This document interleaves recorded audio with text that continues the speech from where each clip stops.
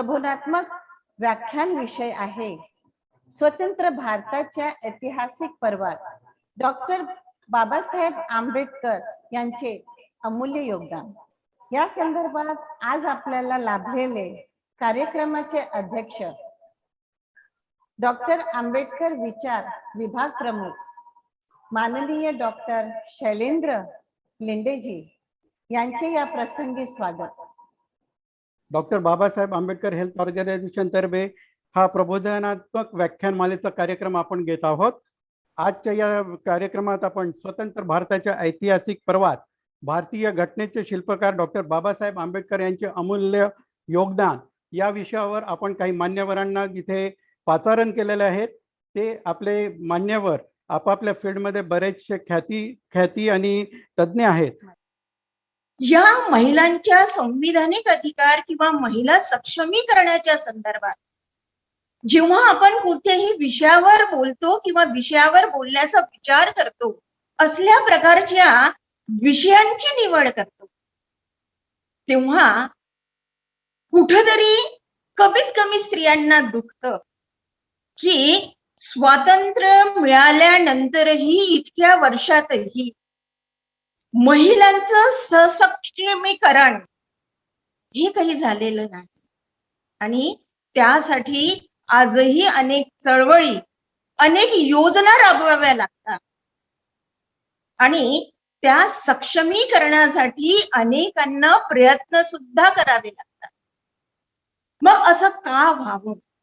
कारण बाबासाहेब आंबेडकरांनी संविधानाची निर्मिती करीत असताना महिलांसाठी ज्या याची कायद्यांची निर्मिती केलेली आहे, त्या कायद्यांची निर्मिती केल्यानंतरही महिलांच्या सक्षमीकरणासाठी कोणते अडथळे निर्माण होत आहेत, कुठं चुकते आहे, या सगळ्या गोष्टींवर विचार करावा लागतो। मग अशा या समृद्ध अशा संस्कृतीची निर्मिती करणाऱ्या या सिंधू काळातील स्त्रिया, त्यांची कर्तबगारी, त्यांनी जी काही संस्कृती समृद्ध केलेली आहे त्याचाही आपल्याला आढावा घ्यावा लागतो।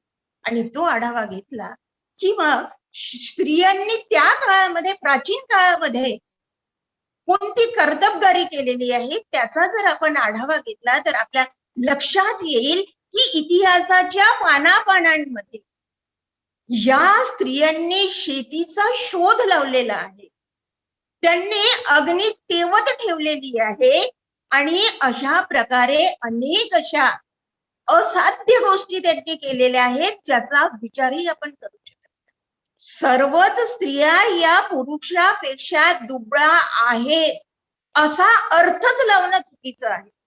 कारण स्त्रियांनी सिद्ध केलेलं आहे की सगळ्याच स्त्रिया या फिजिकल स्ट्रेंथ ने दुबळ्या नाही, असं म्हणणं चुकीचं आहे।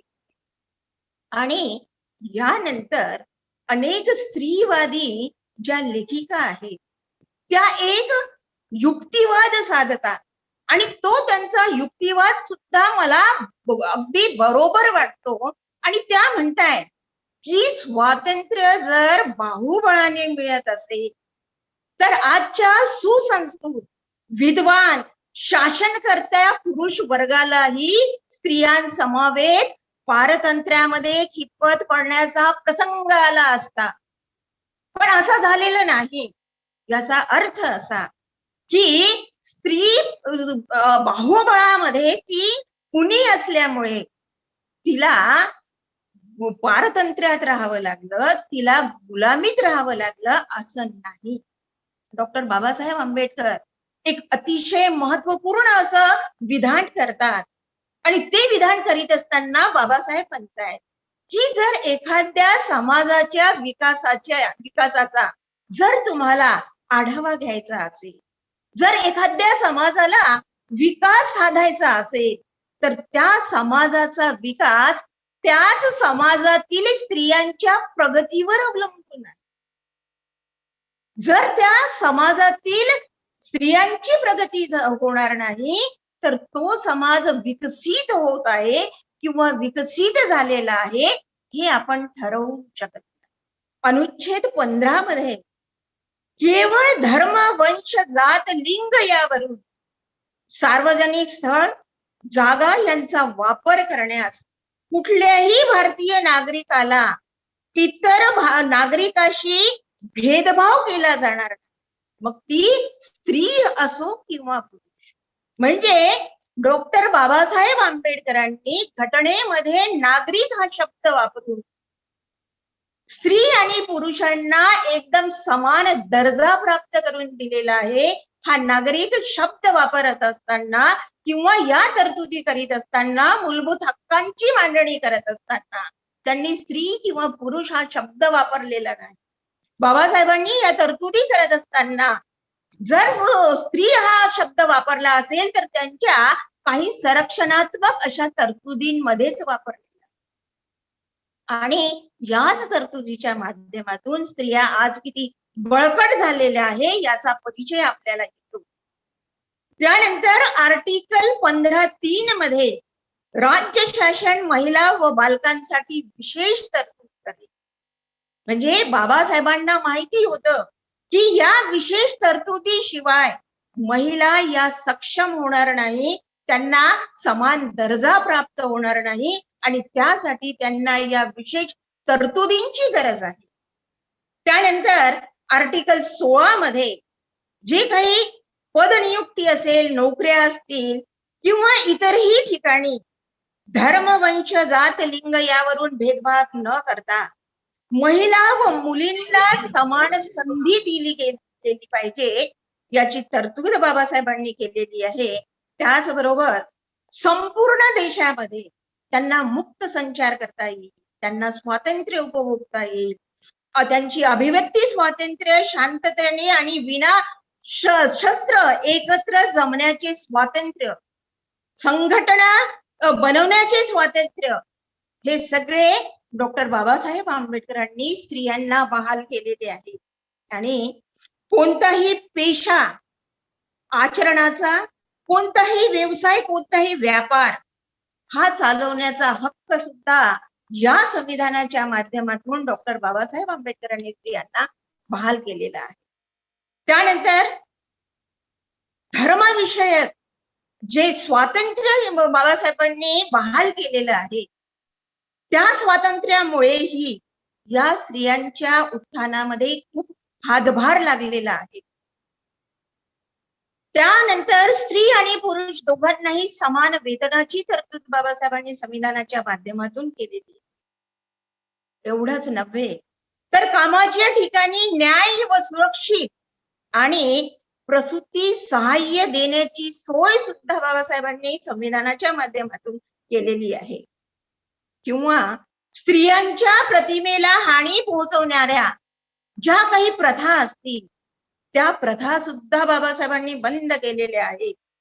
निवडणूक लढण्याचा अधिकार स्त्रियांना दिलेला आहे आणि शासनात प्रशासनामध्ये कोणतेही पद भूषवण्याचा अधिकार स्त्रियांना दिलेला आहे.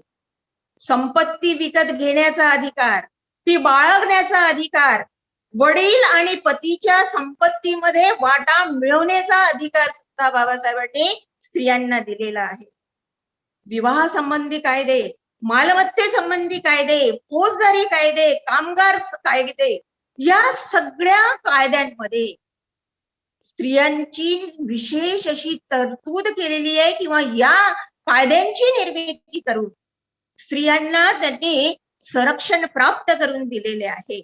आणि या कायद्यांमुळेच स्त्रियांचे सक्षमीकरण होण्यास खऱ्या अर्थाने मदत झालेली आहे.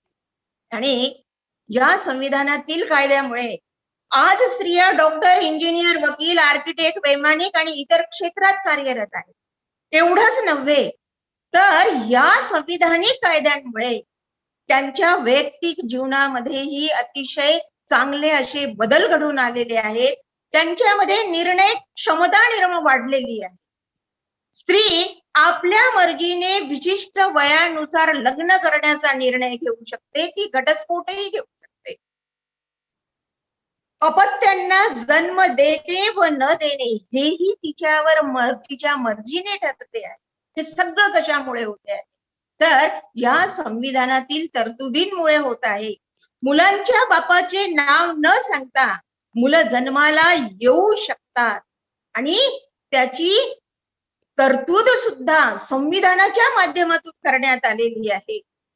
द्विभार्या प्रतिबंधक कायद्यामुळे बहुपत्नीत्वाची दुष्ट चाल बंद झाली आणि या चालीमुळे स्त्रियांचा जो काही अतोनात छळ होत होता, स्त्रियांवर जे काही अन्याय होत होते ते कुठेतरी काही प्रमाणामध्ये थांबल्या गेलेले आहे. त्याचबरोबर या कायद्यांमध्ये अशा तरतुदी करण्यात आलेल्या आहेत ज्यामुळे पत्नीला तिच्या पतीच्या पगारातील विशिष्ट भाग पोटगी दाखल मिळू शकते. याच बरोबर निराधार आई बापांनाही पोटगी मिळू शकते. ही योजना बाबासाहेबांनी करून ठेवलेली आहे, ही तरतूद बाबासाहेबांनी करून ठेवलेली आहे. दत्तक योजनेनुसार कोणालाही दत्तक घेता येते किंवा दत्तक दिल्या जाऊ शकते. हा कायदा सुद्धा बाबासाहेबांनी करून स्त्रियांवर अतिशय एक हे केलेलं आहे, उपकार केलेले आहे. महिलांच्या सक्षमीकरणासाठी शिक्षण अत्यंत महत्वाचं आहे आणि त्या शिक्षणाची दारे म्हणजे डॉक्टर बाबासाहेब आंबेडकरांनी उघडी केलेली आहेत आणि मूलभूत हक्क म्हणून शिक्षणाचा अधिकार त्यांना दिलेला आहे. आणि या महिला शिक्षित होऊन आज कुठल्या पदावर पोहोचलेल्या आहेत, किती पुढे गेलेल्या आहेत याची प्रचिती आपल्याला येते. आणि हे सगळे कायदेशीर हक्क मिळवून देण्याचं काम डॉक्टर बाबासाहेब आंबेडकरांनी केलेलं आहे. आणि त्यामुळेच शेतीपासून तर देशाच्या संरक्षणापर्यंत त्यांनी मजल मारलेली आहे. ग्रामपंचायतीपासून संसदेपर्यंत या महिलांनी आपला प्रवास गाठलेला आहे. तिथे या महिलांचा शिरकाव झालेला आहे. राष्ट्रपतीपासून तर प्रधानमंत्रीपर्यंत स्त्रियांनी ही पदे भूषविलेली आहे. आणि महिला कामगारांसाठी बाबासाहेबांनी जे कायदे केलेले आहेत त्यामध्ये महिला कामगारांच्या बाळंतपणासाठी हक्काच्या वैद्यकीय रजा मिळवून देण्याचं एक मोठं काम बाबासाहेबांनी केलेलं आहे.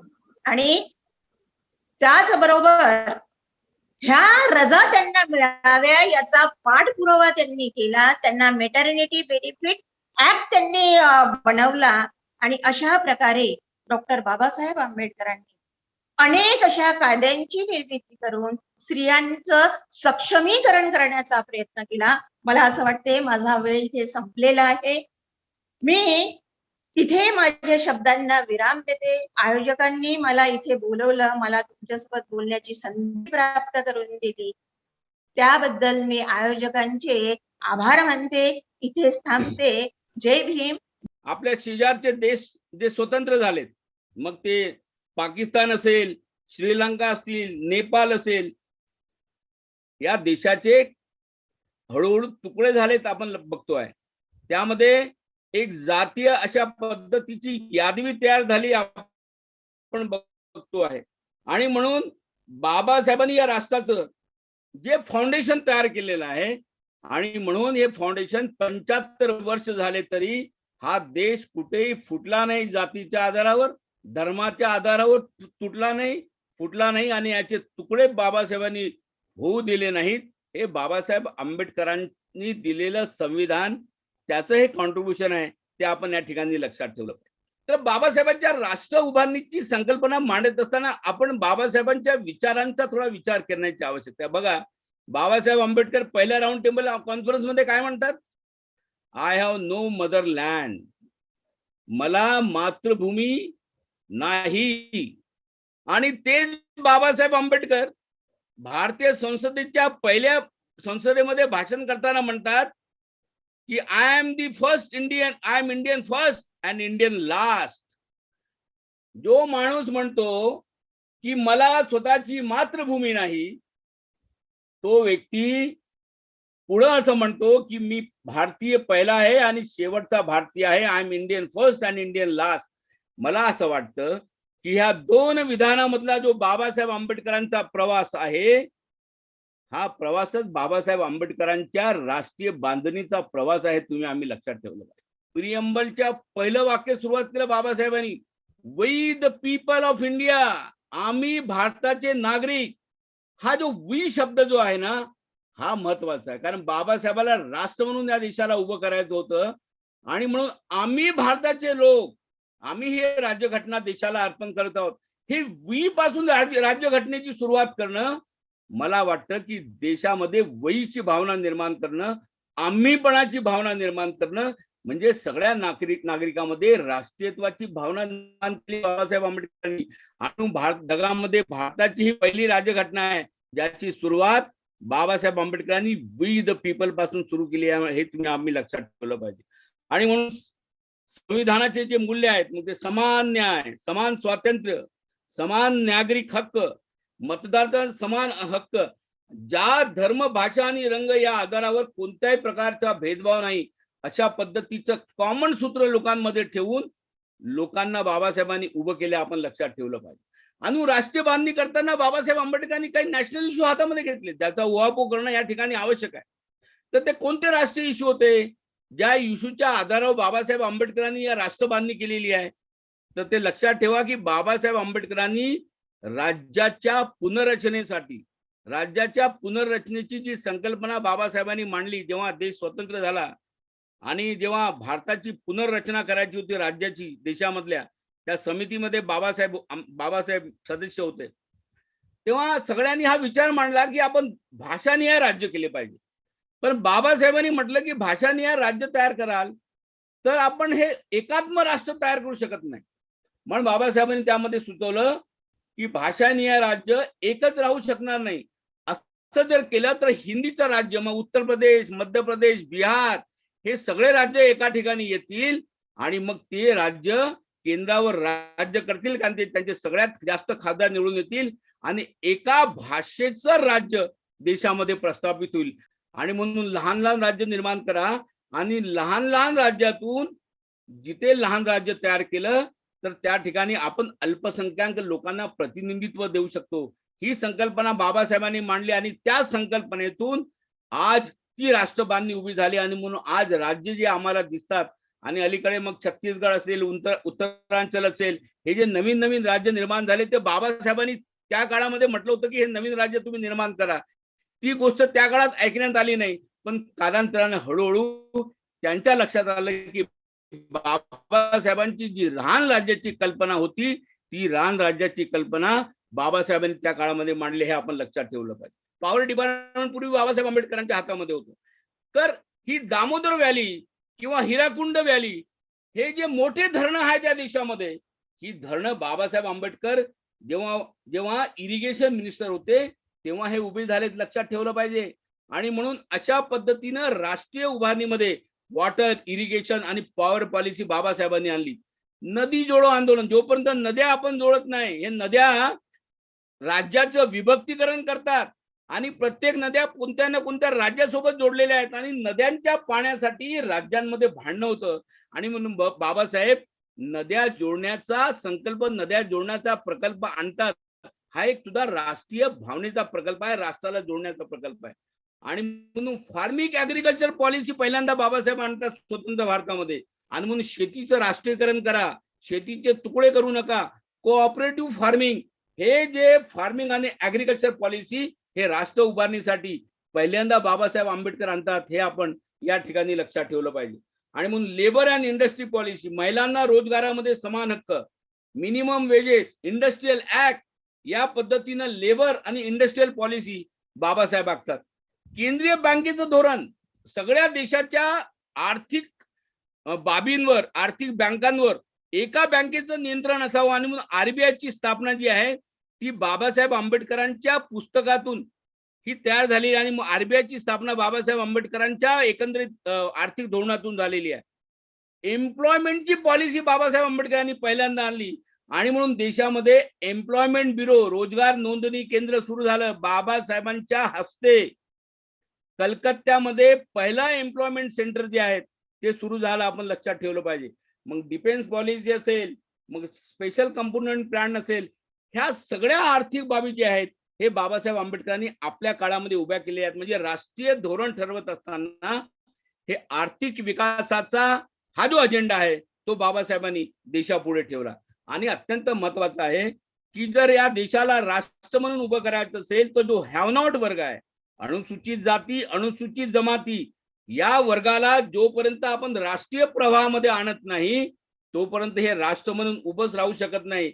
आणि म्हणून ह्या वर्गाला शैक्षणिक आणि नोकऱ्यांमध्ये आरक्षण, राजकीय आरक्षण आणि धोरण व निर्णय घेण्याच्या प्रक्रियेमध्ये या वर्गाला सामील करून घेणं हे फार महत्वाचं कॉन्स्टिट्यूशनल प्रोव्हिजन जे आहे हे बाबासाहेब आंबेडकरांनी केलेलं लक्षात ठेवलं पाहिजे. हे कॉन्स्टिट्यूशन प्रोव्हिजन करणं, आरक्षणचा हक्क देणं हे एक राष्ट्रीय कार्य आहे. आम्ही लक्षात ठेवलं पाहिजे. लोक त्याला राष्ट्रीय कार्य मानत नाही, परंतु ह्या मोठ्या वर्गाला ज्याला हजारो वर्ष तुम्ही जंगलामध्ये आणि गाव कुसाबाहेर ठेवलं त्याला राष्ट्रीय प्रवाहामध्ये आणायचं असेल तर त्याला राजकीय, सामाजिक आणि नोकऱ्यांमध्ये आरक्षण दिलं पाहिजे.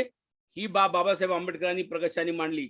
आणि 6वं म्हणजे बाबासाहेब आंबेडकरांनी भारतीय राज्यघटनेमध्ये 340 कलमांतर्गत जो आर्थिक आणि सामाजिक दृष्ट्या जो फ्युचरमध्ये भविष्यामध्ये मागासवर्गीय वर्ग तयार होईल त्याचा अभ्यास करण्यासाठी आयोग गठीत करण्याची तरतूद बाबासाहेब आंबेडकरांनी केली.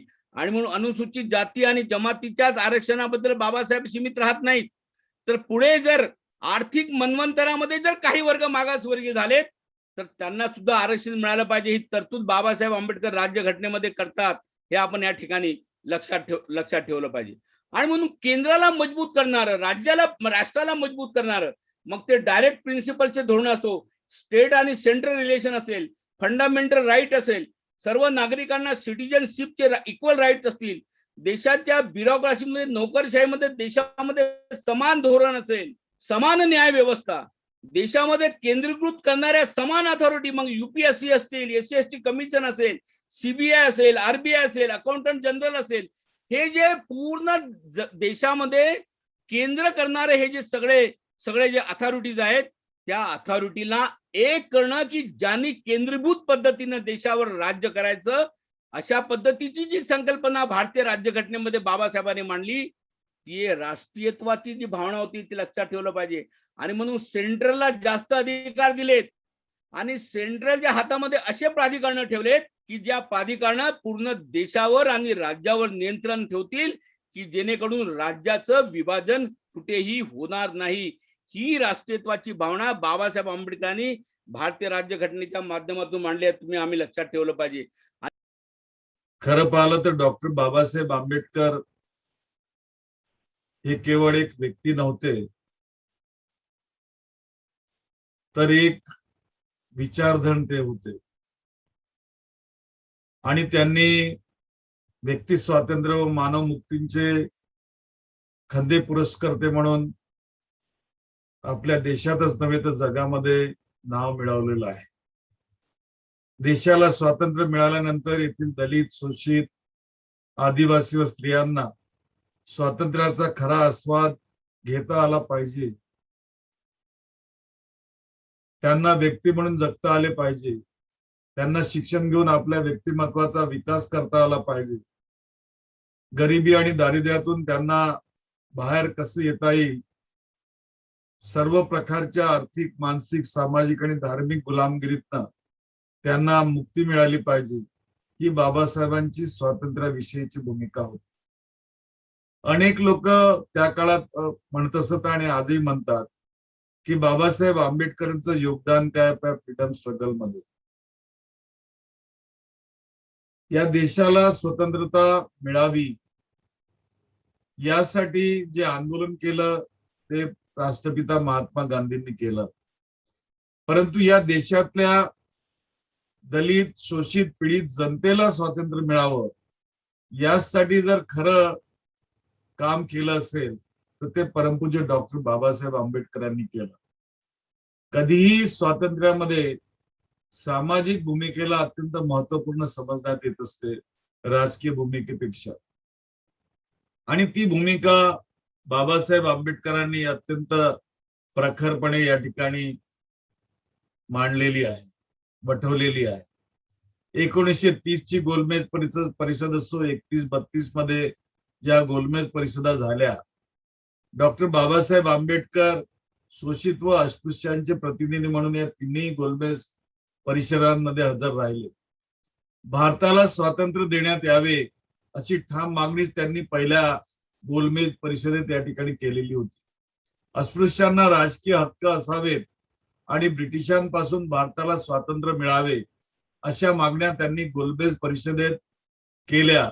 जसे कोणत्याही संप्रदायाला दुसऱ्या संप्रदायावर दबाव टाकून गुलाम बनविण्याचा अधिकार नाही, तसेच कोणत्याही देशाला दुसऱ्या देशावर आपली सत्ता गाजवून गुलाम ठेवण्याचा सुद्धा अधिकार नाही, असे त्यांनी इंग्रजांना ठणकावून सांगितले होते. भारत अजून स्वराज्य प्राप्तीसाठी सक्षम नाही हे कारण सांगणाऱ्या ब्रिटिशांना त्यांनी रोखठोक शब्दात सुनावलेले होते. ते म्हणतात, बालकाला कडेवर घेऊन फिरल्याने तो आपल्या पायावर कसा चालू शकेल, म्हणून त्याला कडेवरून उतरवून स्वतंत्रपणे चालायचा अधिकार दिला गेला पाहिजे. या नेमक्या शब्दात त्यांनी ब्रिटिशांची पळवाट खोडून काढलेली होती. स्वराज्याला माझा विरोध नाही, मात्र त्या स्वराज्यात अस्पृश्यांना पुरेसा हिस्सा मिळाला पाहिजे आणि ही भूमिका त्यांनी सार्वजनिक जीवनात आल्यापासून मांडली. सायमन कमिशन आणि ते कमिशन आलं असताना त्या कमिशन मध्ये पहिल्यांदा जर कॉन्स्टिट्यूशन मांडण्यात आली असेल तर ती डॉक्टर बाबासाहेब आंबेडकरांनी या ठिकाणी मांडलेली होती की जर या देशाला स्वतंत्रता जर प्राप्त झाली तर या देशाचं संविधान कसं असावं हे त्या सायमन कमिशन मध्ये मांडलेलं होतं. साऊथ कोरिया कमिशन हा 1919 ला आला. त्या कमिशन मध्ये आर्ग्यू करत असताना बाबासाहेब जे म्हणाले होते ते असं होतं की जे आता पुरंदर यांनी या ठिकाणी मांडलं की त्यांना विचारण्यात आलं की तुम्ही कुणाचं प्रतिनिधित्व त्या ठिकाणी करता, तर बाबासाहेब म्हणाले होते की मी देशाचं प्रतिनिधित्व करतो, भारताचं प्रतिनिधित्व करतो. मला I am Indian first, then Hindu, Muslim and Parsi असे शब्द त्यांनी त्या ठिकाणी वापरलेले होते आणि ते महत्वाचे होते.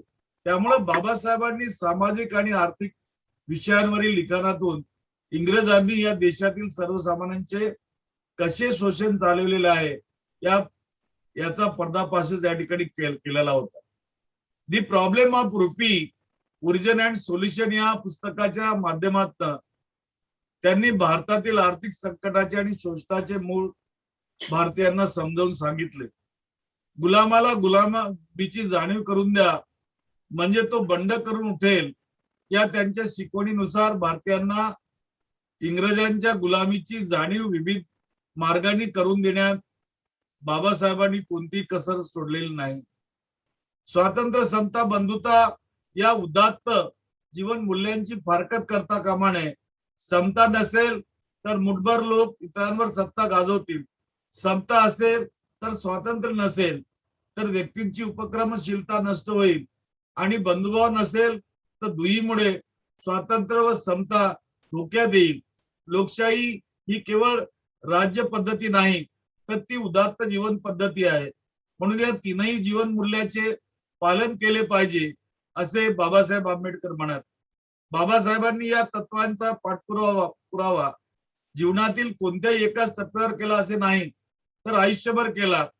तसेच हा पुरस्कार जीवनाच्या एका क्षेत्रापुरता मर्यादित नसून सामाजिक व्यवहाराच्या सर्व क्षेत्रासाठी या तत्वांचा पुरस्कार बाबासाहेब करतात. त्यांच्या दृष्टीने तत्वे आदर्श व सर्वस्पर्शी असून ती न्यायाचे प्रतीक आहेत. बाबासाहेबांनी अभिव्यक्ती स्वातंत्र्य हा जरी हल्लीचा विषय असला आणि चर्चेचा विषय असला आणि वादाचा विषय झाला, परंतु अशीच काहीशी परिस्थिती 1934 साली आपल्या इथं आलेली होती. त्यावेळी डॉक्टर बाबासाहेब आंबेडकरांनी रधो कर्वेंची कोर्टात बाजू मांडताना जे विचार व्यक्त केले होते ते आजही तंतोतंत लागू पडतात आणि समाज स्वास्थ्य या कर्व्यांच्या मासिका विरुद्धचा हा ऐतिहासिक खटला त्यावेळेला होता. बाबासाहेब जरी त्या खटल्यात पराभूत झाले तरी पण त्यांचे विचार काही आजही या क्षणाला या ठिकाणी लागू आहेत हे सांगायला मी विचारू शकत नाही. दुसरं, बाबासाहेब म्हणतात की after giving deep thought to the problem, everybody will have to admit that conversion is necessary to the untouchables as self-government is to India. The ultimate object of both is the same. There is not the slightest difference in their ultimate goal. The ultimate aim is to attain freedom. हे Babasaheb आंबेडकरांचं 1935चं speech आहे आणि त्या ठिकाणी त्यांनी आपले विचार त्या ठिकाणी मांडले. असेच विचार त्यांनी अनिलेशन ऑफ कास्ट मध्ये सुद्धा मांडलेले आहेत. ते म्हणतात, मला विचाराल तर माझा आदर्श समाज म्हणजे स्वातंत्र्य, समता आणि बंधुभावावर आधारित असेल. ऑक्टोबर 1954 मध्ये आकाशवाणीवरून केलेल्या एका भाषणातील त्यांनी या तत्वांचा आपले सामाजिक तत्वज्ञान म्हणून उल्लेख केलेला आहे. आम्ही या ठिकाणी आपण जीवन आपलं व्यक्त करतो.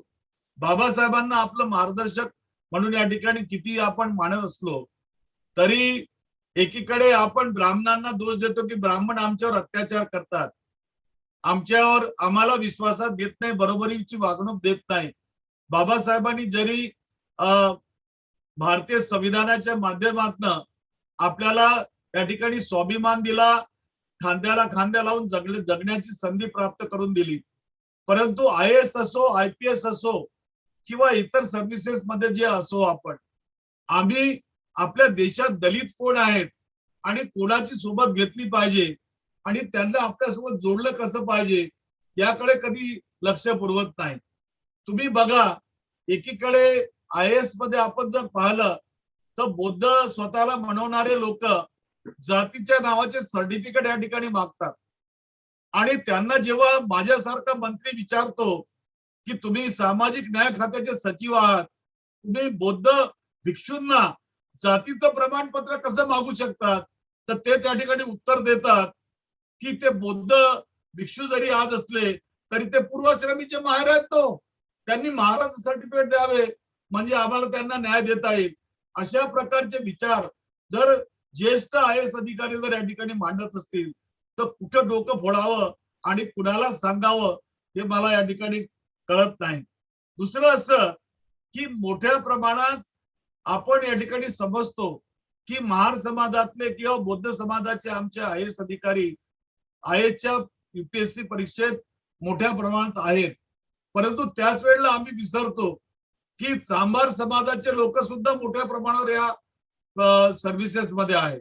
डेहरिया समाज जो आहे, जो खास करून तुमच्या मध्य प्रदेश मध्ये आढळतो, छत्तीसगड मध्ये आढळतो, तुमच्या राजस्थान मध्ये आढळतो, अनेक ठिकाणी आढळतो, तो सुद्धा मोठ्या प्रमाणावर आहे.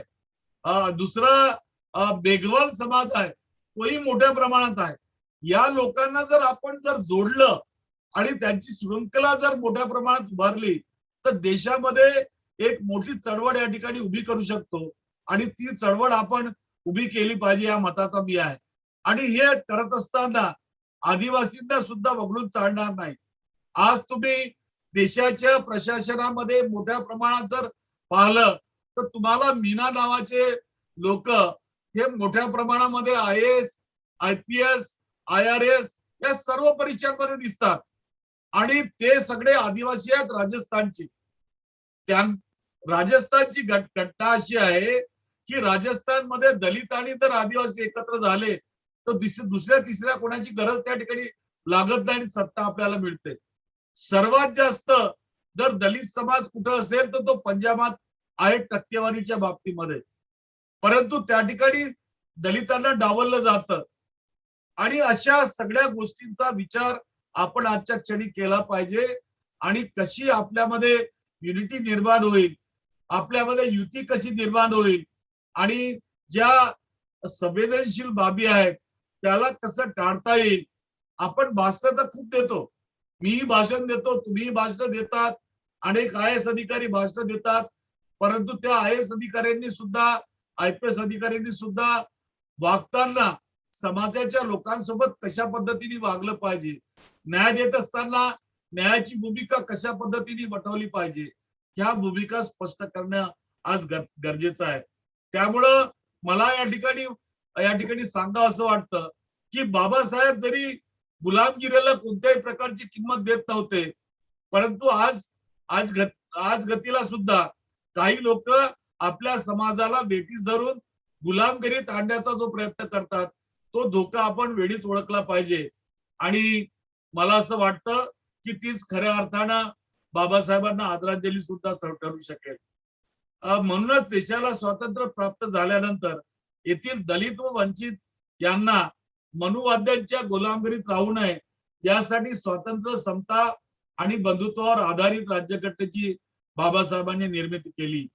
मनुवादामुळं बहुसंख्य जनतेची अवस्था ही गुलामापेक्षाही वाईट असल्यानं स्वतंत्र भारतात सामाजिक व आर्थिक समता प्रस्थापित व्हावी यासाठी ते फारच आग्रही होते. त्यामुळे इंग्रज देश सोडून जाण्यापूर्वी त्यांना दलित व वंचितांना धार्मिक गुलामगिरीतून मुक्त करण्यासाठी संघर्ष करावा लागला. प्रौढ मताधिकार असो, स्त्री पुरुष समानता असो, ज्याबद्दल या ठिकाणी बोललं गेलं, धार्मिक स्वतंत्रता असो व धर्मनिरपेक्षतेची तरतूद असो, त्यांनी राज्यघटनेत केलेली आहे. काँग्रेस पक्षानं गेल्या अनेक वर्षात, आज 74 वर्ष पूर्ण झालेत, 75 वर्षात पदार्पण करतो आणि याचं अवलोकन जर आपण केलं की 58 वर्ष काँग्रेसची सत्ता या ठिकाणी राहिली.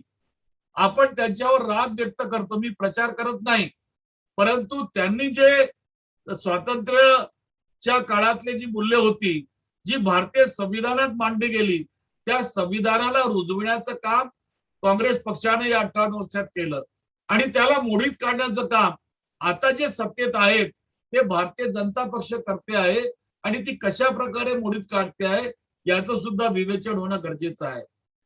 आपल्या प्रसार माध्यमामध्ये रोजच्या रोज हिंदू मुस्लिम वर डिपेंड करून एक प्रकारे मुस्लिमांविरुद्ध जे विषाची कालवी करत असतात, हे आपल्याला वेळीच याला ओळखून आपल्याला आपल्या संविधानाची अगदी शेवटच्या श्वासापर्यंत साम दाम दंड भेद या सर्व प्रकारे आपल्याला आपल्या भारतीय संविधानाचं संरक्षण करायचं आहे.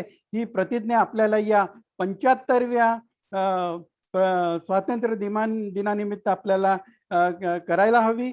आणि बाबासाहेबांनी 1935 साली आपल्या भाषणामध्ये म्हटलेलं आहे, conversion is necessary to untouchables as self government to India.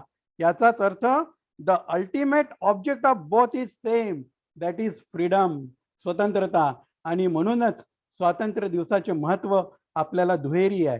फक्त स्वातंत्र्य दिवस सेलिब्रेट करूनच नाही, तर या स्वातंत्र्य दिनानिमित्त आपल्या सर्वांना जे समता, स्वातंत्र्य आणि बंधुत्वाचे मूल आहेत, त्या निमित्ताने सामाजिक, वैचारिक आणि इकॉनॉमिकल, फायनान्शियल सर्वतामध्ये आपला वाटा समान कसा मिळू शकतो आणि भारतीय संविधानाचा योग्य प्रकारे वापर कसा होऊ शकतो याच्याकरिता आपण अगदी जागरूक राहायला पाहिजे. आणि आपण ऍक्टिव्हली प्रत्येक याच्यामध्ये जे स्वतःला बुद्धिजीवी समजतात त्याने हिरहिरीने भाग घेऊन भारतीय संविधानाच्या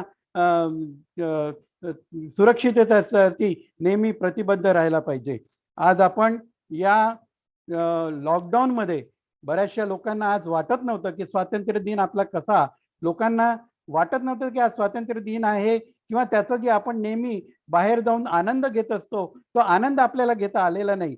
पण डॉक्टर बाबासाहेब आंबेडकर हेल्थ ऑर्गनायझेशनने जो हा आजचा कार्यक्रम केलाय त्या निमित्त आपल्याला नक्कीच आपला हा 75वा स्वातंत्र्य दिन लक्षात राहील आणि खूप चांगल्या प्रकारे आपण याचा उपयोग करून उपयुक्तपणे आपण या व्याख्यानमालेचं आयोजन केलेलं आहे. आजच्या आपल्या सभेचे अध्यक्ष प्राध्यापक लेंडे सर यांना मी विनंती करतो की त्यांनी आजचे आपले तिन्ही पण जे वक्ते आहेत त्यांनी इतकं अभ्यासपूर्ण, आपण फार त्यांना कमी वेळ दिलेला आहे, पण त्या कमी वेळामध्ये त्यांनी इतकं अभ्यासपूर्ण आणि विचार पैलूवर इतकं चांगलं मार्गदर्शन केलेलं आहे की आपल्याला नक्कीच या प्रत्येक विषयावर एकदा वेगवेगळं व्याख्यान नक्कीच आयोजित करावं लागेल असं आम्हाला वाटायला लागलं. आणि या निमित्ताने भारताच्या स्वातंत्र्याचा मागोवा घेणं आणि तोही डॉक्टर बाबासाहेब आंबेडकरांच्या दृष्टिकोनातून घेणं हे आपल्या सर्वांचं आद्य आणि महत्वाचं असं कर्तव्य ठरतं. आणि या कर्तव्य बुद्धीला जागून आपल्या नागपूरचे सगळे महत्वाचे वैद्यकीय क्षेत्रातले तज्ज्ञ एकत्र आले आणि त्यांनी एका अत्यंत लक्षणीय अशा या संस्थेची निर्मिती केली. वैद्यकीय व्यवसाय करणारे डॉक्टर्स हे फक्त आरोग्यदायी अशा प्रकारच्या रूपात नसतात, तर एक समाज स्वास्थ्य कशा प्रकारे कायम ठेवलं पाहिजे याचं कार्य देखील त्यांच्याकडून नित्यनेमाने सुरू असतं. याचा वस्तुपाठ या कार्यक्रमाच्या रूपातून आपल्याला पाहायला मिळत आहे. या ठिकाणी डॉक्टर सरोज डांगे मॅडम यांनी महिलांचे संवैधानिक अधिकार या विषयावर आपल्याला मार्गदर्शन केलं. मुळामध्ये प्राचीन कालखंडामध्ये स्त्री ही सगळ्यात महत्वाची होती. अग्नीचा शोध लावणारी, शेतीचा शोध लावणारी, व्यापार पहिल्यांदा करणारी अशा प्रकारची स्त्री मधल्या काळात जरी मागे पडली असली तरी 20व्या शतकाच्या कालखंडामध्ये डॉक्टर बाबासाहेब आंबेडकरांच्या कार्यकर्तृत्वाच्या रूपातून तिला पहिल्यांदा भारतीय पातळीवर कशा प्रकारे संवैधानिक अधिकार मिळाले आणि या अधिकाराच्या रूपातून त्यांचं मानवपण एकंदर संपूर्ण समाजाला कशा प्रकारे स्वीकारता आलं त्याचं आरेखन त्यांनी आपल्या व्याख्यानातून फार सुरेखपणे या ठिकाणी केलेलं आहे. मुख्य म्हणजे स्त्री आणि पुरुष या प्रकारचा भेद विसरण्याचं मौलिक कार्य डॉक्टर बाबासाहेब आंबेडकरांच्या कार्यातून घडलेलं आहे. आपल्याला माहित आहे की स्त्री स्वातंत्र्याची कल्पना ही आधुनिक संकल्पना आहे आणि मुख्य म्हणजे 19व्या शतकाच्या कालखंडामध्ये स्त्री स्वातंत्र्याचा जो विचार पुढे आला होता त्या विचाराला संवैधानिक अधिकार देण्याचं महत् कार्य डॉक्टर बाबासाहेब आंबेडकर यांनी केलं. आपल्याला माहित आहे की बाबासाहेबांनी केवळ दलितांकरता कार्य केलं नाहीये, तर दलितांप्रमाणे एकंदर भारताच्या 50% लोकसंख्या असलेल्या स्त्रीच्या उन्नयनाचा मार्ग त्यांनी स्वतःच्या एकंदर कर्तृत्वातून सिद्ध करून दाखवलेला आहे. बाबासाहेबांच्या रूपातून भारतातले पहिले स्त्रियांचे मुक्तिदाते या नात्याने आपण डॉक्टर बाबासाहेब आंबेडकर यांच्याकडे पाहिलं पाहिजे हे सूत्र त्यांच्या व्याख्यानातून आपल्याला समजून घेता आलेलं आहे. या ठिकाणी डॉक्टर पूर्णचंद्र मेश्राम यांनी बाबासाहेबांच्या संबंधामध्ये राष्ट्रीय उभारणीतील बाबासाहेबांचे योगदान या एका अत्यंत अलक्षित अशा विषयावर अत्यंत मौलिक अशी माहिती आपल्या सगळ्यांना दिलेली आहे. मुळामध्ये दलितांचे मसीहा, दलितांचे उद्धारक, दलितांचे कैवारी अशी जी सीमित अशा प्रकारची संकल्पना बाबासाहेबांच्या संबंधामध्ये जी भारतात आतापर्यंत कायम होती त्या संकल्पनेला छेद देण्याचं कार्य अलीकडच्या काळात किती गतिमान होत चाललेलं आहे. आणि मुख्य म्हणजे बाबासाहेब हे पूर्ण राष्ट्राचे निर्माते होते. राष्ट्राचे नव्हे, ते विश्वाचे निर्माते होते. विश्व संरचना निर्माण करणाऱ्या व्यक्तित्वामध्ये आधुनिक कालखंडामध्ये बाबासाहेबांचं योगदान अत्यंत महत्वाचं ठरतं. ठासून आणि ठामपणे आणि तितक्याच अधिकारवाणीने या ठिकाणी आपणासमोर आदरणीय पूर्णचंद्र मेश्राम यांनी मांडण्याचा प्रयत्न केलेला आहे. आपण लक्षात घ्याल की राष्ट्र ही संकल्पनाच मुळामध्ये आधुनिक संकल्पना आहे. राष्ट्र आणि राज्य अशा प्रकारच्या आधुनिक संकल्पनाची निर्मिती ही 19व्या शतकाच्या कालखंडात घडलेली आहे. पण राष्ट्र कशा प्रकारचे असावं, राष्ट्राचा गाभा कोणता असावा आणि मुख्य म्हणजे राष्ट्राचं ध्येय दृष्टिकोन कोणत्या प्रकारचा असावा याची दिशा निश्चिती करण्याचं ऐतिहासिक कार्य बाबासाहेबांनी केलेलं आहे.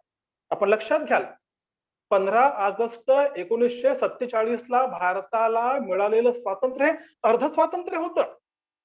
स्वातंत्र्य मिळालंय पण त्याची दिशा कोणती असावी याच्याबद्दलचा नेमका अशा प्रकारचा दृष्टिकोन भारतीय स्वातंत्र्य सेनानींना त्या कालखंडात निर्माण करता आला नव्हता. भारतीय स्वातंत्र्याचा फार मोठा लढा महात्मा गांधीजी, पंडित नेहरू, वल्लभभाई पटेल या मंडळींनी लढला. पण या देशाला स्वातंत्र्याला कोणत्या दिशेनं नेलं पाहिजे या प्रकारची निश्चित भूमिका त्यांच्याकडे नव्हती. आणि त्यामुळे 15 ऑगस्ट 1947 ला भारताला मिळालेलं स्वातंत्र्य हे अर्ध स्वातंत्र्य होतं. या अर्ध्या स्वातंत्र्याला परिपूर्ण स्वातंत्र्यामध्ये परिवर्तित करण्याचं महत् कार्य, ऐतिहासिक कार्य हे बाबासाहेबांनी केलेलं आहे. राष्ट्राची निर्मिती करण्यासाठी या देशातल्या सर्व प्रकारच्या वंचित, दलित, शोषित, पीडित अशा वर्गांना विकासाच्या मध्यप्रवाहामध्ये आणलं पाहिजे. आणि अशा प्रकारच्या मध्यप्रवाहात त्यांना आणलं जर नाही तर देशाच्या स्वातंत्र्याला कोणत्याही प्रकारचा अर्थ उरणार नाही याची ठाम जाणीव बाबासाहेबांना होती. आणि त्यामुळेच या देशातल्या सर्व प्रकारच्या तळ पातळीच्या घटकांना स्वतंत्र करण्याचं कार्य बाबासाहेबांनी केलेलं आहे. वी द पीपल असं म्हणताना आम्ही ही भावना भारतामध्ये पहिल्यांदा निर्माण करण्याचं कार्य बाबासाहेब करतात. आपण लक्षात घ्या, जेव्हा देशाच्या स्वातंत्र्याचा लढा तीव्रपणे सुरू होता तेव्हा स्वातंत्र्य कोणाकरता आणि स्वातंत्र्याचा उद्देश काय, अशा प्रकारचा सगळ्यात मूलभूत अशा प्रकारचा प्रश्न बाबासाहेबांनी मांडला होता. आणि त्याचं उत्तर शोधताना त्यांनी मग त्या देशाला आधुनिकतेची दिशा दिली. देशाला केवळ स्वातंत्र्य मिळणं पुरेसं नसतं, त्या स्वातंत्र्याला गतिमान करण्याकरता तशा प्रकारची आधुनिकता, तशा प्रकारचा नवा विचार त्या देशाकडे असणं आवश्यक राहतं. आणि अशा प्रकारचा विचार देण्याचं कार्य बाबासाहेबांनी केलेलं आहे. ज्या प्रकारे पंडित जवाहरलाल नेहरू हे भारताचे शिल्पकार आहेत, आधुनिक औद्योगिक पद्धतीचे, त्याच प्रकारे बाबासाहेब त्याच्याही पेक्षा मोठे शिल्पकार आहेत. किंबहुना नेहरूजी आणि आंबेडकर, मी याकरता सांगतो की नेहरूंनी एक नवा भारताचा विचार केला होता. त्या विचाराला पुढे मूर्तरूप आणण्याचं कार्य, देण्याचं कार्य बाबासाहेबांनी केलेलं आहे. बाबासाहेबांनी केलेली आरबीआयची स्थापना असेल, SC ST कमिशनच्या बद्दल त्यांचं कार्य असेल, ब्रिटिश शासनामध्ये अनेक प्रकारचं कार्य करणं असेल, सरकारमध्ये 11 खाते सांभाळणं असेल, दामोदर धरण असेल, हिराकुंड धरण असेल, शेतीचं राष्ट्रीयकरण असेल, रोजगार नोंदणी केंद्र तयार करणं असेल, त्या सगळ्या बाबी मुख्य म्हणजे भारतातल्या नाहिरे वर्गाला मध्य प्रवाहामध्ये आणणाऱ्या बाबी होत्या. आणि त्यामुळेच बाबासाहेब हे राष्ट्र निर्माते ठरतात. निर्माते नव्हे, ते राष्ट्र संरक्षण करणारे ठरतात. कोणत्याही देशाला निर्माण करण्याकरता तशा प्रकारचं व्हिजन, तशा प्रकारची बुद्धिनिष्ठा, तशा प्रकारची लोकशाही भूमिका त्या समाजाकडे असावी लागते. आणि ती भूमिका बाबासाहेबांनी पहिल्यांदा या देशाला दिलेली आहे. आणि त्यामुळे आजच्या तारखेला संपूर्ण भारताचे सगळ्यात महत्वाचे राष्ट्र निर्माते नेते या नात्याने आपणाला बाबासाहेबांकडे निशंकपणे पाहावे लागते. अगदी गांधीजी असतील, नेहरूजी असतील, तितकेच अगदी जाज्वल्य अशा प्रकारचे राष्ट्र निर्माते या नात्याने आपणाला बाबासाहेबांचं कार्य महत्वाचं मानावं लागतं. आणि त्याची संपूर्ण मुद्देसूद अशी मांडणी आपल्या व्याख्यानातून डॉक्टर पूर्णचंद्र मेश्राम यांनी केली आहे. माननीय नितीनजी राऊत हे केवळ राज्याचे ऊर्जा मंत्री नाहीत आणि नागपूरचे पालकमंत्री नाहीत, तर त्याच्या पलीकडे ते एकंदर आंबेडकरी दृष्टीचे विश्लेषक आहेत. मुख्य म्हणजे राजकारणाला आंबेडकरी समाजकारणाची जोड कशा प्रकारे दिली पाहिजे याचा सतत ते ध्यास घेत असतात. आणि त्याच ध्यासातून त्यांनी एकंदर आपल्या व्याख्यानातून अत्यंत महत्वाची अशी मांडणी केली आहे. तो एक दृष्टिकोन आहे आणि हा दृष्टिकोन संपूर्ण भारताला पुढे नेणार आहे. भारताला लोकशाहीचं मूल्य जेव्हा बाबासाहेब देतात तेव्हा स्वातंत्र्याच्या, समतेच्या, बंधुतेच्या नव्या गाभ्याला ते निर्माण करतात. स्वातंत्र्य, समता, बंधुता ही देणगी फ्रेंच क्रांतीची आहे असं जग म्हणतं. तो भाग असेलही, खराही आहे, पण त्याच्या पलीकडे बौद्ध संस्कृतीतलं सगळं समानतेचे तत्वज्ञान त्यांनी आपल्या या कार्यातून व्यक्त करण्याचा प्रयत्न केलेला आहे. आणि त्यामुळेच बाबासाहेबांचं एकंदर कार्य हे नव्या संस्कृतीच्या दृष्टिकोनातून आपणाला अत्यंतिक महत्वाचं मानावं लागतं. बंधूंनो, आपण ध्यानात घ्या, बाबासाहेबांनी भारतामध्ये पहिल्यांदा एक संवैधानिक संस्कृती निर्माण करण्याचं कार्य केलेलं आहे. आदिवासी आहेत, भटके आहेत, विमुक्त आहेत, शेतमजूर आहेत, शेतकरी आहेत, या सगळ्या वंचित घटकांना सर्वजन हिताय, सर्वजन सुखाय अशा मार्गापर्यंत आणण्याचं मौलिक कार्य बाबासाहेब करतात. आणि त्यामुळेच भारताच्या 15 ऑगस्टच्या स्वातंत्र्याला खऱ्या अर्थाने स्वातंत्र्याचा नवा अर्थ, नवा दृष्टिकोन, नवा आयाम देण्याचं ऐतिहासिक कार्य बाबासाहेबांनी केलेलं आहे.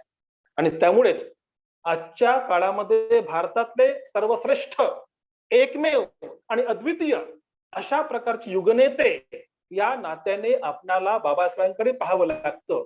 बाबासाहेबांच्या त्या ऐतिहासिक कार्याचा अत्यंत गंभीर अशा प्रकारचा आढावा माननीय नितीनजी राऊत यांनी घेतला. त्यांनी या ठिकाणी रधो कर्वेंच्या समाज स्वास्थ्य नावाच्या नियतकालिकाचा, त्यांच्या कार्याचा उल्लेख केला. सोबतच एकंदर आजच्या काळामध्ये भारतीय समाज हा कशा प्रकारच्या एका अराजक सदृश्य अशा व्यवस्थेमध्ये येऊन पोहोचलेला आहे हेही त्यांनी सांगितलं. आपल्याला माहित आहे की भारताचं स्वातंत्र्य ज्या दृष्टिकोनातून आलं स्वातंत्र्याचा लढा ज्या पद्धतीने 20व्या शतकाच्या पहिल्या टप्प्यामध्ये लढला गेला, तो उद्देश पुन्हा एकदा नव्याने जिवंत करण्याचं ऐतिहासिक कार्य कर्तृत्व हे आपल्या खांद्यावर आलेलं आहे. एक लक्षात घ्याल, देशाला स्वतंत्रतेच्या दिशेने नेण्याचं कार्य जरी त्या काळात बाबासाहेबांनी केलं असलं, पण ते कार्य आता थांबलेलं आहे. आणि त्या कार्याला जर गतिमान करायचं असेल तर ते गतिमान करण्याचं कार्य आंबेडकरी विश्लेषक, आंबेडकरी विचारक, आंबेडकरी तत्वचिंतक, आंबेडकरी समाज तज्ञ हेच करू शकतात. आणि तो विश्वास या ठिकाणी आदरणीय नितीनजी राऊत यांच्या व्याख्यानातून आम्हाला ऐकायला मिळाला की प्रबोधनाची संकल्पना ही आधुनिक संकल्पना आहे. त्यापूर्वी बौद्ध तत्वज्ञानाचा अपवाद वगळल्यास अशा प्रकारची प्रबोधनाची संकल्पना भारतात अस्तित्वात नव्हती. हे प्रबोधन कसं बौद्ध धम्म रूपी असलं पाहिजे याचं तत्वज्ञान बाबासाहेबांनी या समाजाला दिलेलं आहे. आज बाबासाहेब हे केवळ आंबेडकरी समाजाचा वारसा उरले नाहीये, ते संपूर्ण भारताचा वारसा झालेला आहे. आणि मुख्य म्हणजे ते जागतिक वारसा झालेला आहे. एक लक्षात घ्या, बाबासाहेब हे वर्ल्ड थिंकर आहेत, वर्ल्ड क्रिएटर आहेत, जगाला निर्माण करणारे आहेत. ज्या प्रकारे अरिस्टॉटल असेल, सॉक्रेटिस असतील, प्लेटो असतील, रुसो असतील, मार्क्स असतील, त्या प्रकारे बाबासाहेब आहेत. बाबासाहेबांनी पूर्ण जगाची निर्मिती करण्याचं कार्य केलं आणि अशा प्रकारचं कार्य कुणी करू शकत नाही. तथागत गौतम बुद्ध आणि बाबासाहेब हे असे दोन व्यक्ती जगामध्ये झालेले आहेत की ज्यांनी परिपूर्ण या जगाच्या नव्या पद्धतीने संरचना करण्याचं तत्व समाजाला दिलेलं आहे. तर अशा प्रकारचा वारसा हा आम्हाला लाभला. या वारशाला आम्ही पुढे नेऊया. अशा प्रकारचा वारसा भारतात आणि जगात कोणालाही लाभला नाही, हे मी तुमच्यापुढे अत्यंत नम्रपणे सांगू इच्छितो. आणि अशा प्रकारचा वारसा ज्यांच्याकडे असेल तो समाज सगळ्यात मोठा श्रीमंत समाज मानावा लागतो. या श्रीमंतीला आपण पुढे नेऊया. आणि मुख्य म्हणजे बाबासाहेबांच्या दृष्टीतून भारताच्या स्वातंत्र्याला कसं गतिमान ठेवता येईल याचा आपण प्रयत्न करूया. आणि या प्रयत्नामध्ये आपली ही आरोग्य संस्था अत्यंत महत्वाचं कार्य करत आहे.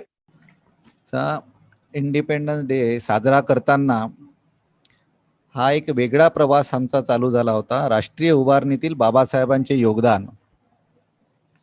आणि हा चाललेला प्रवास, या प्रवासामध्ये असणारे माननीय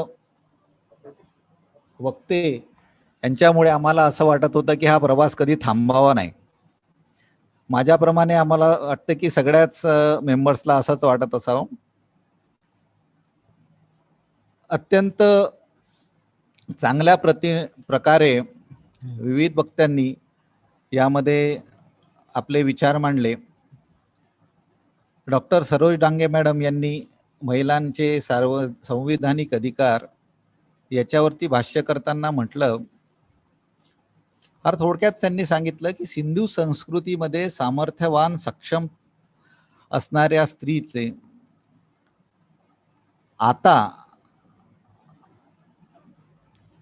आता झालेले कमकुवतपणा हे अत्यंत मार्मिकपणे कारणमीमांसा देऊन विशद केले.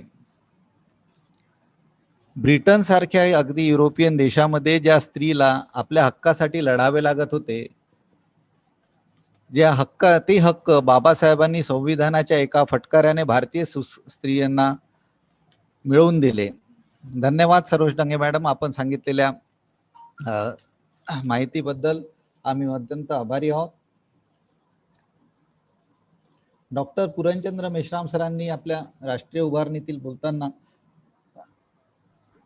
चर्चिलच्या उदाहरणातून सांगून दिलंय की बाबासाहेब किती महान होते. की राष्ट्र निर्माता याच्यामध्ये सांगताना सर म्हणत होते की समान मूल्याची पेरणी संविधानात करून एक राष्ट्र निर्माण बाबासाहेबांनी केलेला आहे. आणि त्यांचा हा प्रवास आय हॅव नो मदरलँड पासून I am the Indian first and I am the Indian last हा जर आपण बघितला तर भारताचे स्वातंत्र्य मिळवण्यामध्ये बाबासाहेबांचे योगदान किती आहे हे आम्हाला लक्षात येते. नितीन राऊत सरांनी आपल्या विषयावरती बोलताना कुणाही व्यक्तीला किंवा कुणाही समाजाला किंवा कुणाही देशाला दुसऱ्या कुणाही व्यक्तीवर किंवा कुणाही समाजावर किंवा कुणाही देशांवर वर्चस्व गाजवण्याचे अधिकार नाही आहे. प्रत्येकाला समता, स्वातंत्र्य आणि बंधुत्व हे मिळायलाच हवंय. सर पुढे बोलताना बोलाले की गुलामाला गुलामीची जाणीव करून द्या तर तो बंड करून उठेल. आणि खरं आहे हे की हे इतिहास हा आमच्या वक्त्यांनी आमच्या समोर मांडला आणि हा इतिहासच जर कदाचित आम्हाला माहिती नसला तर गुलामाला गुलामाची जाणीव होणार नाही.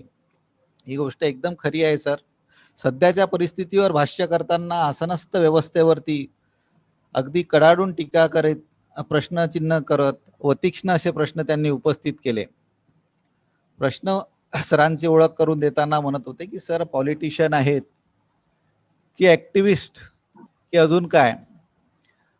तर सर नुसतं भाषणच करत नव्हते, तर हा बघा की सर हे आपल्या 12 तारखेला जंतर मंतरवरती दिल्लीमध्ये पीडित लोकांना न्याय पण करून द्यायसाठी हे दिल्लीच्या जंतर मंतरवरती उभे होते. भारतीय घटनेचे शिल्पकार म्हणून नुसतेच बाबासाहेब नाही आहेत, तर ते एक राष्ट्रनिर्माते आहेत. आणि नुसतं राष्ट्रनिर्माते नाहीत तर ते आधुनिक भारताचे शिल्पकार आणि राष्ट्रनिर्माते. धन्यवाद सर. आपण सुंदर असे प्रबोधन करत आम्हाला हे लक्षात आणून दिलं की बाबासाहेब हे नुसतं भारताचेच नाही तर ते विश्वाचे एक विश्वपुरुष आणि एक विश्वरत्न आहेत. आणि हे खरं आहे की त्यांनी लिहून दिलेल्या घटना जी आहेत ती आज नुसतं भारतातच नाही बघितल्या जात, पण बाहेर देशामध्ये इवन आफ्रिका आणि हंगेरीमध्ये तिला समोर ठेवून तिच्यावरती आपला देश चालवावा अशा प्रकारे विचार केले जातात आहे. Doctor Babasaheb Ambedkar health organization ही ऑर्गनायझेशन ही फक्त आजारी व्यक्तीकडेच बघते असं नाही आहे, कारण माइंड आणि बॉडी हे एकत्र आहे हे आमच्या प्रेसिडेंट त्रिशला मॅडम यांनी सांगून दिलेलं आहे. कारण उज्ज्वल जर आपलं राष्ट्र बनवायचं असेल तर एक उत्कृष्ट असा नागरिक होणे जरुरी आहे. आणि हा नागरिक जो आहे तो नुसतं शारीरिकदृष्ट्या तंदुरुस्त असणे जरुरी नाही, तर त्याच्यासोबत तो मानसिकदृष्ट्या पण तेवढाच तंदुरुस्त असणे जरुरी आहे. ही बाब आमच्या प्रेसिडेंट मॅडम त्रिशला मॅडम, आमचे सर कांबळे सर आणि Shankar Khobragade sir, Chandrashekhar Meshram sir, Bagde sir या सगळ्यांनी मिळून त्याच्यावरती अत्यंत चांगले कार्य केले. आणि विकास जो आहे शरीराचा जसा व्यायामाने होतो तसाच बुद्धीचा विकास जो आहे तो पण व्यायामाने होतो. आणि त्याच्यासाठी असणारा व्यायाम हे वेगवेगळ्या विषयावरील पुस्तकाचे वाचन आणि चिंतन यातूनच होतो. आणि हे लक्षात घेऊन त्यांनी हा मनाला व्यायाम देण्यासाठी आणि बाबासाहेबांच्या बद्दल आणि माहिती सांगण्यासाठी प्रबोधन करण्यासाठी म्हणून हा कार्य घडवून आणलं. त्याच्याबद्दल मी आमच्या प्रेसिडेंट त्रिशला मॅडम यांचे अत्यंत हार्दिक आभार मानतो. त्याचसोबत चंद्रशेखर सर, शंकर खोब्रागडे सर आणि सुंदर असं सूत्रसंचालन केलेले डॉक्टर सुचित बागडे सर यांचे आभार मानतो. टेक्नॉलॉजिकल सपोर्ट आवाज इंडिया तर्फे मिळाला त्या सर्व टीमचं नाव न घेता मी त्या पूर्ण एकंदरीत टीमचं सुद्धा आभार प्रदर्शन करतो. हो. आणि आपण सर्वांनी नेहमी आपल्या भावाच्या कार्यक्रमामध्ये अगदी उत्स्फूर्तपणे सहभाग घ्यावा ही विनंती करून आज आपण हा कार्यक्रम इथे संपवतो. जय भीम, जय बुद्ध, जय भारत.